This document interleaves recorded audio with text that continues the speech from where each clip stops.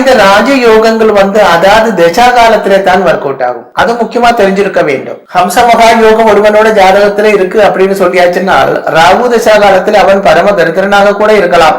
ஆனால் அவனோட பேரண்ட்ஸோட ஜாதகத்தில் 5ஆம் இடத்தில் சுப கிரகங்கள் இருந்தால் இவன் பிறந்த காலத்துல இருந்து எல்லா சுகபோகங்களும் அனுபவிச்சுக்கிட்டு இருக்கும். நீங்களே பார்ப்பீங்க, ஒருவேளை உங்களுக்கே அப்படி இருக்கலாம். போன காலத்துல எல்லாம் ரொம்ப கஷ்டமாக இருந்திருக்கும், இப்ப ரொம்ப பெரிய லெவல்ல இருந்திருக்கும். அதுக்கு என்ன காரணம் என்றால் அந்த பெரிய சுகபோகங்களும் தனபாக்கி யோகங்களும் எல்லாம் தரப்பட்டது ஒரு சுப கிரகமாக இருக்கும். பாப கிரகங்களுக்கு கூட இந்த யோகங்கள் வரத்தான் செய்யும்.